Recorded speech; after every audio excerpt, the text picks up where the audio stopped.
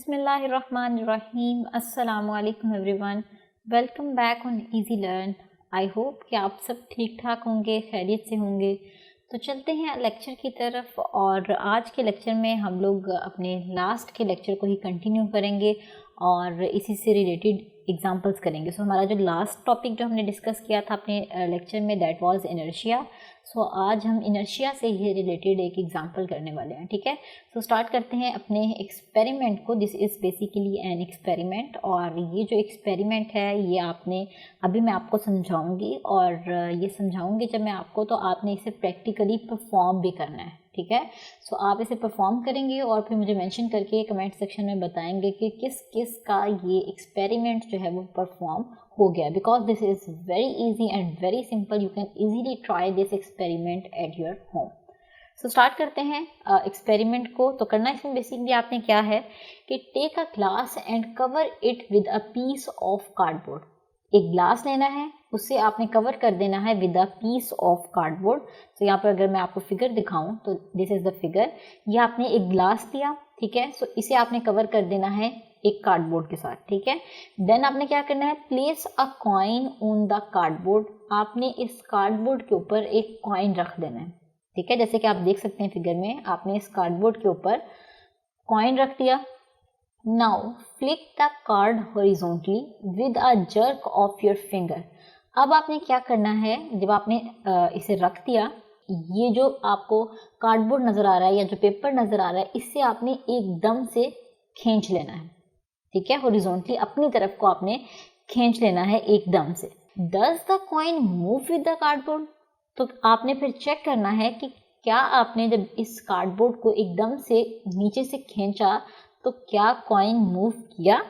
सो आप क्या करेंगे, बहुत इजी एक्सपेरिमेंट है। सो आप अभी लेक्चर देखने के साथ साथ ही एक ग्लास लेकर आएँ, एक कार्डबोर्ड लें और कार्डबोर्ड के ऊपर आप कॉइन रखें और इसे परफॉर्म करें, और वीडियो को यहीं पे पॉज करें और फिर चेक करें और आंसर दें कि does the coin move with the cardboard.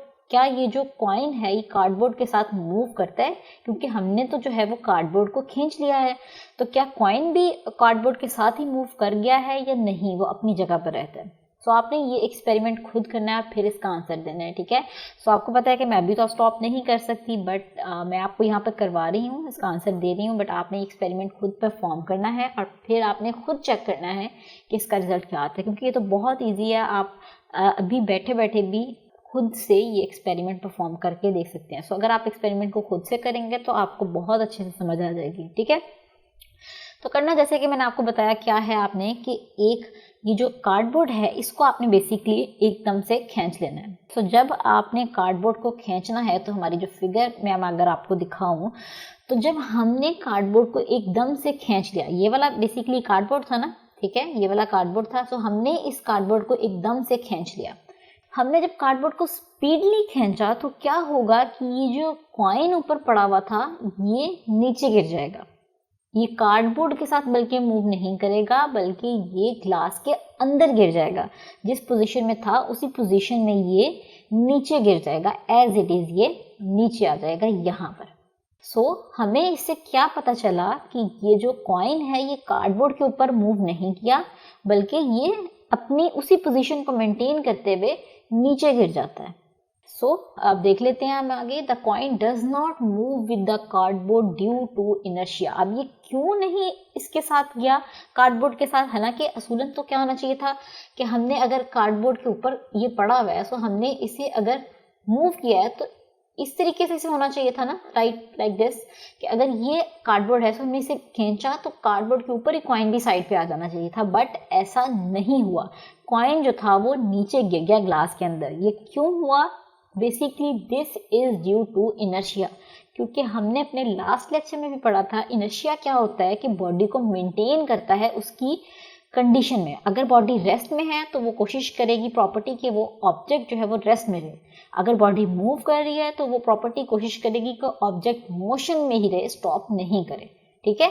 So in this case object जो है वो रेस्ट में है, क्योंकि कॉइन हमने रखा हुआ है। सो ऑब्जेक्ट जो है वो रेस्ट में है। जैसे ही हम कार्डबोर्ड को खींचेंगे तो इनर्शिया क्या करेगा, इस बॉडी को रेस्ट में ही रखेगा, बॉडी को मूव नहीं करवाएगा, ठीक है। सो इसमें क्योंकि इनर्शिया है कॉइन में, सो वो नीचे ड्रॉप हो जाएगा, बजाय इसके कि वो कार्डबोर्ड के साथ मूव करे, इनर्शिया इसे रेस्ट में रखते हुए नीचे ग्लास की तरफ मूव कर देगी। ठीक है, रेस्ट में था, अगर कार्डबोर्ड नीचे से निकल भी गया तो इस पर कोई भी फर्क नहीं पड़ेगा, बल्कि जो कॉइन है ये ग्लास के अंदर गिर जाएगा। सो हमें यहाँ से पता चला कि इस कॉइन के अंदर क्या था, बेसिकली इनर्शिया था। So where does the coin go as the cardboard flies away. So हमें इस चीज़ का आंसर मिल चुका है कि जब हमने कार्डबोर्ड को एकदम से खींच लिया है जर्क के साथ, तो कॉइन जो है वो ग्लास के अंदर गिर जाएगा, कार्डबोर्ड के साथ नहीं जाएगा, बल्कि वो ग्लास के अंदर गिर जाएगा, क्योंकि कॉइन जो था वो रेस्ट पोजीशन पे था। सो इनर्शिया ने इसको रेस्ट में ही रखा, हमने कोई फोर्स कॉइन पर तो नहीं लगाई ना। सो इसका मतलब वो उसी कंडीशन में रहेगा जिसमें वो था। सो इनर्शिया ने इसे मेंटेन करते हुए रेस्ट की फॉर्म में ही नीचे ड्रॉप कर दिया। सो ये था बेसिकली इनर्शिया का काम। इनर्शिया ने क्या किया, ऑब्जेक्ट अगर रेस्ट में था तो उसे रेस्ट में ही मेंटेन किया। सो अगर हम एक इसी एक्सपेरिमेंट का एक सेकेंड केस देखें, एक अदर एग्जांपल देखते हैं, वो ये क्या है, cut a strip of a paper. एक पेपर लेना है आपने, ठीक है, इसकी स्ट्रिप ले ली, place it on the table, आपने इसे टेबल पर रखा, stack a few coins at its one end as shown in the figure. So जैसे कि आप देख रहे हैं कि इस फिगर में आपने स्ट्रिप ली है, पेपर लिया है, उसके ऊपर आपने ये कॉइन्स लेके आपने एक एंड पर उसकी ये ऐसे रख देने हैं। फिर आपने क्या करना है कि एकदम से आपने इस पेपर स्ट्रिप को खींच लेना है। ठीक है, जैसे आपने अभी लास्ट एक्सपेरिमेंट में कार्डबोर्ड को खींचा था, बिल्कुल उसी तरीके से आपने एकदम से ये जो पेपर है इससे आपने खींच लेना है। तो क्या ये जो कॉइन्स हैं ये मूव करेंगे? कॉइन्स को तो गिर जाना चाहिए। तो जब हमने कॉइन्स के नीचे से ये पेपर निकाल लिया तो उसकी पोजीशन जो है वो रिमेन अनडिस्टर्ब्ड ऑन पुलिंग। तो पेपर स्ट्रिप अगर हम खींच भी लेते हैं तेजी के साथ, आहिस्ता आहिस्ता नहीं खींचना, आपने तेजी से क्विकली खींचना है। तो जब आपने क्विकली अपने स्ट्रिप को खींचा तो इन कॉइन्स पर कोई भी फर्क नहीं पड़ेगा। और क्यों फर्क नहीं पड़ेगा, वो basically that is due to inertia, क्योंकि इसमें भी इनर्शिया है। इनर्शिया हमें पता है कि क्या है, कि ऐसी प्रॉपर्टी होती है बॉडी के अंदर कि वो उसकी कंडीशन को मेंटेन करती है। अगर वो रेस्ट में है तो उसे रेस्ट में ही रखेगी, अगर वो मोशन में है तो उसे कोशिश करेगी कि मोशन में ही रखे। ठीक है, सो इस केस में आपने देखा कि क्या है कि ऑब्जेक्ट जो है वो अपने ही पोजीशन पर रहेगा, वो मूव नहीं करेगा। So do you succeed in pulling out the paper strip under the stack coins without letting them to fall? क्या आपने ये जो एक्सपेरिमेंट किया आप इस चीज़ में सक्सेसफुल रहे? क्या आपने जब वो पेपर स्ट्रिप एकदम से खींची तो क्या कॉइन्स पर कोई फ़र्क पड़ा या नहीं? हमने जो है पेपर स्ट्रिप को जब खींचा तो कॉइन्स पर कोई भी फ़र्क नहीं पड़ा। Why do the coins remain stacked on pulling out the paper strip quickly under the stack? तो कह रहा है कि जब आपने ये पेपर क्विकली खींचा तो इस पर फर्क क्यों नहीं पड़ा? सो इसका आंसर आपको मैं ऑलरेडी दे चुकी हूँ कि इसको फर्क इस वजह से नहीं पड़ा क्योंकि इसके अंदर इनर्शिया था, इनर्शिया की प्रॉपर्टी थी। सो इनर्शिया ने, क्योंकि ये ऑब्जेक्ट है बेसिकली, सो ये रेस्ट पर था, तो इनर्शिया ने इसे रेस्ट में ही मेंटेन किया, हमने इस पर कोई फोर्स नहीं लगाई। सो इसलिए इसकी प्रॉपर्टी ने एक्ट करते हुए इससे अपनी रेस्ट पोजीशन पर ही रखा। तो ये तो हो गया जी हमारा इनर्शिया वाला टॉपिक और इससे रिलेटेड एक्सपेरिमेंट। सो आप ये वाला एक्सपेरिमेंट भी जो है इजीली घर में खुद भी कर सकते हैं। ठीक है, तो moving towards our next topic, and next topic is also very important and very common, that is momentum. So momentum के लिए मैं आपको पहले डेफिनेशन बता देती हूँ। Momentum of a body is the quantity of motion it possesses due to its mass and velocity. Momentum basically क्या है कि मोशन की क्वांटिटी है जो कि मास और वेलोसिटी की वजह से होती है। ठीक है, मोमेंटम इज बेसिकली मोशन, ऐसी मोशन है जो कि डिपेंड करती है ऑब्जेक्ट के मास एंड वेलोसिटी के ऊपर। सो इसका फॉर्मूला क्या है, इसे हम नोट करते हैं बाय P। सो इसका फॉर्मूला होता है P is equals to M cross V। It is the product of mass and velocity. So definition से भी हमें पता चल रहा है कि मोमेंटम किस किस पे डिपेंड करता है, मास पे एंड वेलोसिटी पे। So this is mass and this is velocity. So यहाँ से मोमेंटम हमारे पास क्या आ गया, that is the product of mass and velocity of an object, और इसे डिनोट किसे करते हैं, by P। Velocity is basically vector quantity, so momentum भी हमारे पास क्या हो गया, वेक्टर क्वांटिटी। और इसके यूनिट्स क्या आ गए हमारे पास, किलोग्राम मीटर पर सेकेंड, क्योंकि मैस आपको पता है, अगर मैं यहाँ से आपको यूनिट्स ड्राइव करके दिखाऊं, मैस का यूनिट क्या होता है, किलोग्राम, और साथ में वेलोसिटी का मीटर पर सेकेंड। सो यहाँ से हमारे पास क्या यूनिट आ गया, किलोग्राम मीटर पर सेकेंड। सो इसका यूनिट हमारे पास क्या आ गया, मोमेंटम का, किलोग्राम मीटर पर सेकेंड। सो अब हम नेक्स्ट मूव करते हैं और मोमेंटम के कुछ एग्जांपल्स डिस्कस करते हैं ताकि कोई भी कंफ्यूजन नहीं रहे।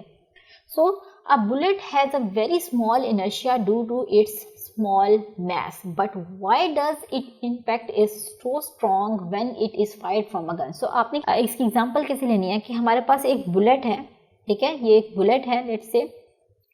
तो अगर हम बुलेट को अकेला देखें, सिर्फ बुलेट की बात करें, तो वो बहुत छोटी सी होती है और उसका कोई भी असर नहीं होता। लेकिन अगर हम उसी बुलेट को गन में यूज करें, अगर हम उसी बुलेट को गन में यूज करेंगे तो उसका जो इम्पैक्ट है वो बहुत ज़्यादा हो जाता है। आपको पता है कि जब गन से हमने बुलेट को फायर किया तो इसका इम्पैक्ट बहुत ज़्यादा होता है। अगर हम इस खाली बुलेट की बात करें तो इसका कोई इम्पैक्ट नहीं होता, एक छोटी सी बुलेट है वो कुछ भी नहीं कर सकती। बट जब हम उसे गन में यूज़ करते हैं तो इसका इम्पैक्ट जो है वो बहुत ज़्यादा होता है, काफ़ी लार्ज हो जाता है। सो ऐसा क्यों होता है, जब हम इसे गन में यूज़ करते हैं तो इसकी वेलोसिटी जो है वो बहुत हाई हो जाती है, ठीक है। सो वेलोसिटी इंक्रीज होने की वजह से इसका इम्पैक्ट भी जो है वो इंक्रीज हो जाता है। सो मैस तो सेम रहा, मैस जो भी था वो तो सेम रहा, बट इसने गन ने क्या किया, से जब फायर किया तो इसकी वेलोसिटी इतनी ज़्यादा हो चुकी थी कि इसका इम्पैक्ट बहुत ज़्यादा हो गया। सो हमें पता है कि P = mv होता है। सो अगर वेलोसिटी बढ़ गई तो मोमेंटम भी हमारे पास बढ़ जाएगा, ठीक है। सो ये थी एग्जांपल एक बुलेट की, कि अगर अकेली बुलेट की बात करें तो उसका कोई इम्पैक्ट नहीं है, बट अगर हम उसे गन में यूज़ करेंगे तो उसका बहुत ज़्यादा इम्पैक्ट है, ठीक है, उसका मोमेंटम काफ़ी ज़्यादा बढ़ जाता है। So the impact of a loaded truck on a body coming it's way is very large even if the truck is moving slowly. इसी तरीके से वो कह रहा है कि अगर हम एक लोडेड ट्रक मीन्स ऐसा ट्रक जो कि फिल्ड है, भरा हुआ है किसी भी चीज़ से, ठीक है, on a moving body coming it's way is very large. वो कह रहा है कि अगर कोई भी लोडेड ट्रक है, लेट्स से कि ये कोई ट्रक है और ये फुल लोड हुआ है, इट्स लोडेड ट्रक का इम्पैक्ट भी जो है वो काफ़ी ज़्यादा होगा। कि अगर ये स्लो भी मूव कर रहा है, अगर हमने इस केस में तो बात की वेलोसिटी की कि वेलोसिटी बढ़ जाती है, बट इस केस में वो क्या कह रहा है कि वेलोसिटी स्लो ही रखी है हमने, लेकिन अगर ये किसी चीज़ के साथ टकराएगा तो इसका इम्पैक्ट बहुत ज़्यादा होगा। इसका इम्पैक्ट फिर क्यों ज़्यादा होगा, क्योंकि इसका मैस जो है वो बहुत ज़्यादा है। एक तो ट्रक है और फिर लोडेड है, ठीक है। सो इसका मैस बहुत ज़्यादा है। सो हमें पता है कि P = mv, product of mass and velocity.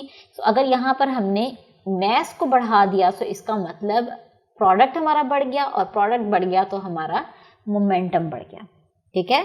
सो एक दफ़ा मैं फिर से इसको एक्सप्लेन कर देती हूँ कि जब हमारे पास एक ट्रक है, लोडेड ट्रक, उसकी वेलोसिटी बेशक कम है, लेकिन जब वो किसी चीज़ से टकराएगा तो उसका इम्पैक्ट, उसका असर बहुत ज़्यादा होगा।